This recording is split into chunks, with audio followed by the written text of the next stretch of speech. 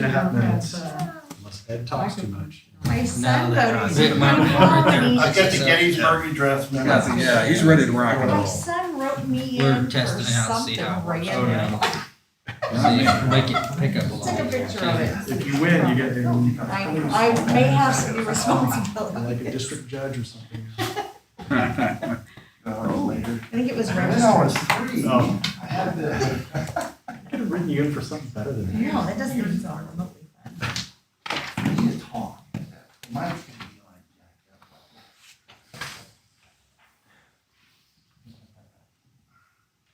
Yeah, let's try it again.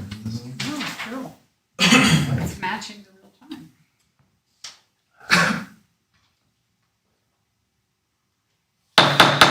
Call the meeting to order. First item on the agenda is approval of the agenda. Move we approve the agenda? Been moved and second. All in favor, say aye. Aye. All opposed, nay. Motion passes. Next item is the consent agenda. Are there any questions or anything from last week's or last meeting? Not, I will entertain a motion. I move we approve the consent agenda. Second. Been moved and second. All in favor, say aye. Aye. All opposed, nay. I abstain. Wasn't here. Alright. Motion passes. Nobody's here to speak to public comment portion. So we will skip down to new business. Resolution 2020-15. This is the TA grant application that's been spoken about. I'll let Ed give us.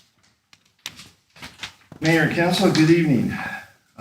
This resolution is required in order for me to submit for the KDOT TA sidewalk grant.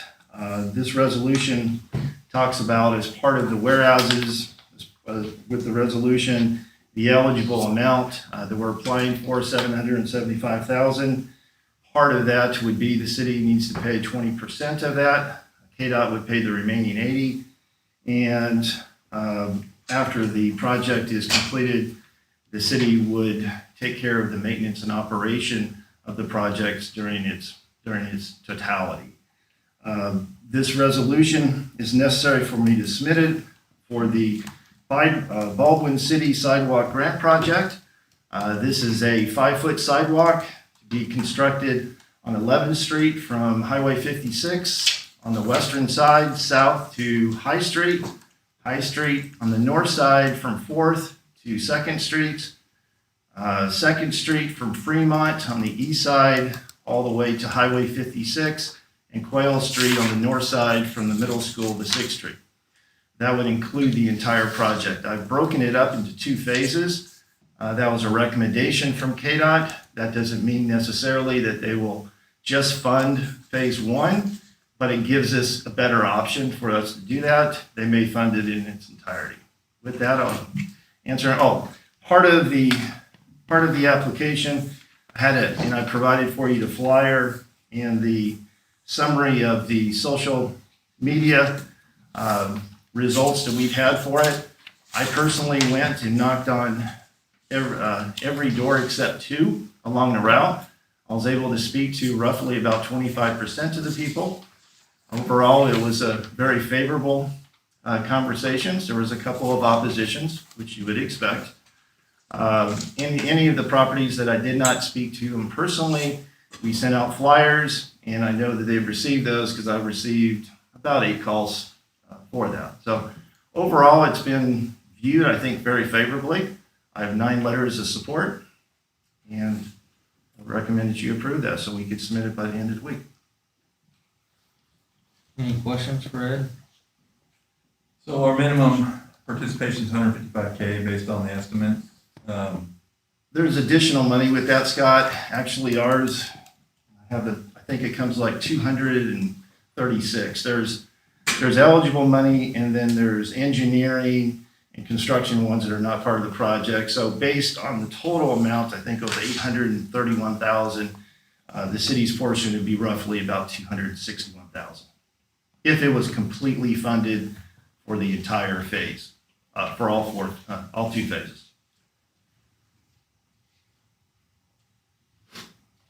And so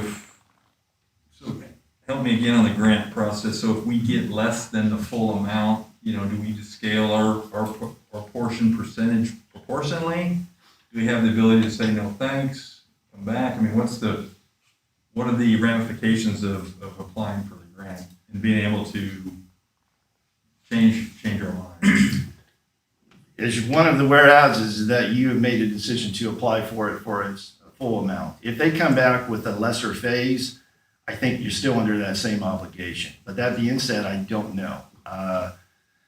That's a good question. I think I know that they have come back. I've provided phases because it's my understanding that they have come back where you applied for the full amount and they came back and said, well, we can't give you the full amount. We'll give you 80%. And then what you need to do is come back with a revised proposal, bring it back to the council, and then come back to us. But I would think that we'd still be under that same obligation. What they don't want is to go through that whole process and then at the very end you decide, well, we don't have the money. That would look bad for the city. And then timing, who controls timing? So part of the funding is a timing issue, right? So multiple phases, who controls that? They will, after we submit for it, and let's say we're awarded, let's say for one phase, for the first phase, or for the whole project, then you go, what I call the project goes into dormancy on our side of it. Then we hire our engineer. The engineer designs the plans. It takes, going through that whole process, it takes about a year. And then from there, when the plans are finalized, that's when they'll contact us with contracts and say, okay, project's phased, this is your portion, you need to send us the 20% as specified for it. We enter in contracts and then it goes to bid letting, and then from a couple months later, you start the project. We would anticipate the project would probably be starting like this one, probably summer to fall of 2022, maybe 2023.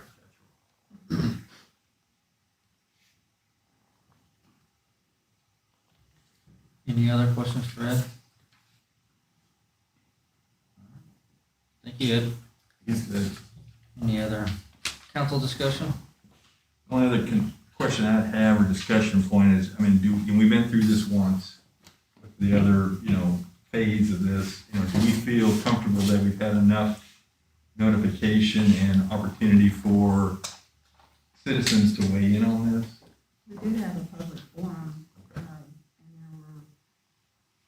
there were, hey Ed, I don't know how many people came to that forum. I left after about a half hour and there were probably 8 to 10 when I left. I think by the evening we had figured 12. It's either 12 or 13 that we had. And some of those are repeats. There were, I think, about 4 of them were people that we had spoken to. Julie and I want to thank you, Julie. We spent an hour and a half. Went up 11th Street and were able to meet a bunch of the residents. But we had either 11 or 12 for the meeting.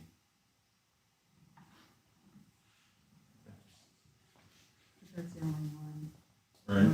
I know, it looks like, just based on this, we've done a pretty good outreach on different mediums to get the responses. And, I'm assuming that to Ed's point, they were overwhelmingly positive. So I just want to make sure that we're comfortable. It sounds like you are, that we've done our due diligence and got feedback. And we can stand here when they start breaking dirt saying, no, we reached out and, there was opportunity. So as long as we're comfortable with that, I'm comfortable. I think I'm pretty comfortable with this project just because I think it benefits our community tremendously. These areas are what we continually hear about. People complain about not being able to walk on the sidewalk. And then as we look forward to developing the truck route and solidifying that, especially down 11th Street and all that, different things, I think this folds well into the future. Agree. Yeah, I agree too. I think 11th Street, making that a truck route, and not having a sidewalk there is, it's a big safety issue. And it sounds like everybody's done their due diligence and reaching out, so.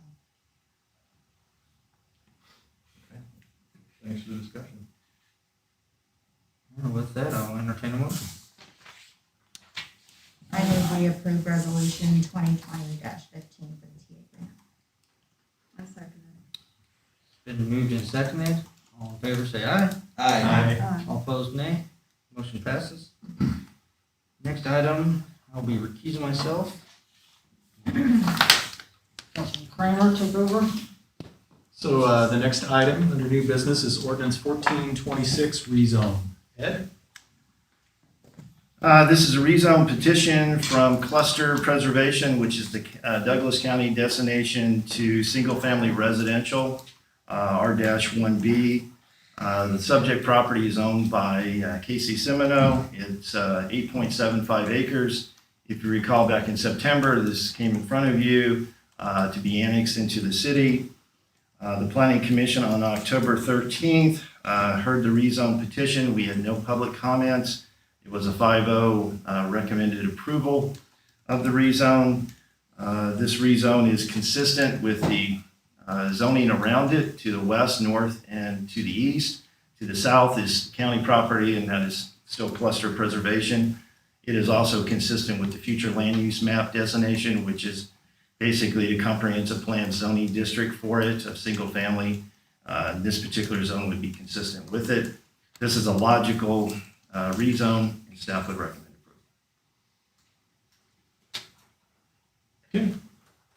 Any council discussion or questions for Ed? Is there any guidelines, min-max lot sizes on an R1B rezone? I mean, what's the city's or planning commission's guidance on that, or is it just, we don't have any? They didn't have any particular ones. I mean, I provided an analysis that's based on the zoning code, as each of the different elements and the answer for that. There are minimum standards for it. If I recall right, the R-1B, I think, is 10,000 square foot. This one here is 8.75 acres. It's going to be split. There's an exemption phase in our subdivision regulations that allows that one-time split. That's already been processed because it meets all the minimums. So, the only difference would be if you didn't approve a zone for it, it'd be split, but I wouldn't be able to develop it. So that's why we're bringing forth a zoning district in order for them to have some kind of ability to develop it, and it makes sense to be consistent with the surrounding district. But at this point, I don't have any expectation in the near future they're going to try to do a subdivision. If they do, that would come back to you, go to the planning commission initially as a preliminary plat, then the final plat would come to the council as well. Any other questions for Ed? Any council discussion?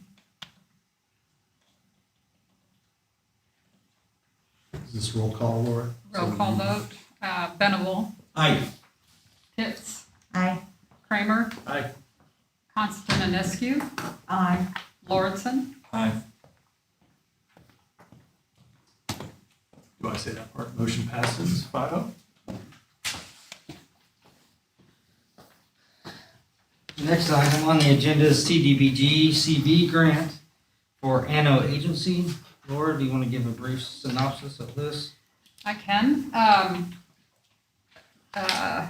This particular business put in their application a little while ago. It took him some time to get all of the invoices that we required for this particular grant. His asking was $30,000. He actually qualified for $7,542.65 of that.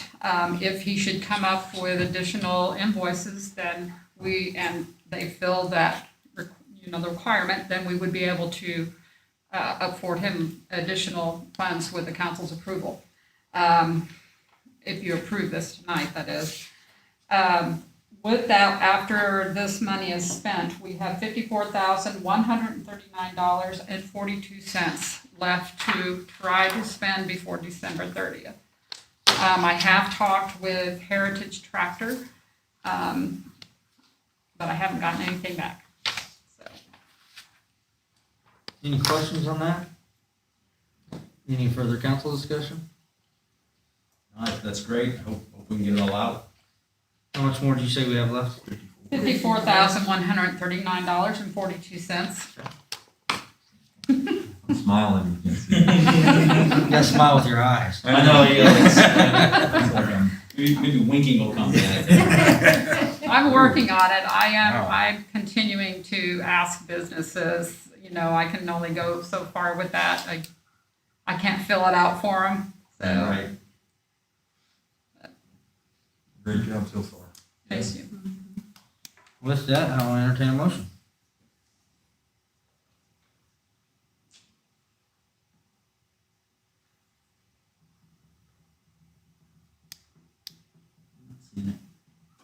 I move we approve CDBG CD funding up to $30,000 to Anna Agency pending approval of determination of level of review.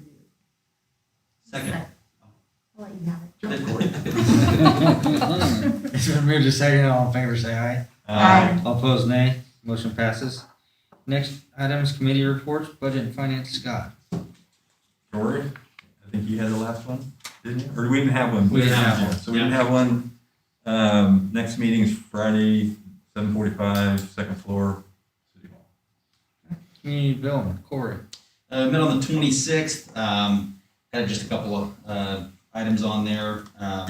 We had received a request from the library board to add the director to the discussion with the Bower Building discussions. She will be joining us at the November 14th meeting on Saturday morning. And we also just discussed some kind of early conversations around the Main Street program and what, some of the benefits and what that would look like. That's really about it. We meet again on the 23rd. Public safety. Susan. We did not meet this last month, so no updates, and the next meeting is November 10th at 4 o'clock. Public works and utilities. Julie. We have not met since the last meeting, and our next meeting is scheduled for the 19th at 9 o'clock. Legislative committee. Brian. We also have not met since my last report, so our next meeting is Wednesday, the 18th at 8 o'clock at City Hall. Everybody just lands it all on that one. Right. All right. Next, city administrator staff comments. Police department report. Anything there? It's listed on the agenda. You good? I'm good. Yeah, nothing more. All right. Any council comments? If not, I'll entertain a motion to adjourn. I motion we adjourn. Corey found that one. Second. It's been moved to second. All in favor, say aye. Aye. All opposed, nay. Motion passes. We are adjourned. I need to speed up my scroll speed. 17 minutes, Laura. Not 17 minutes, I don't know. I said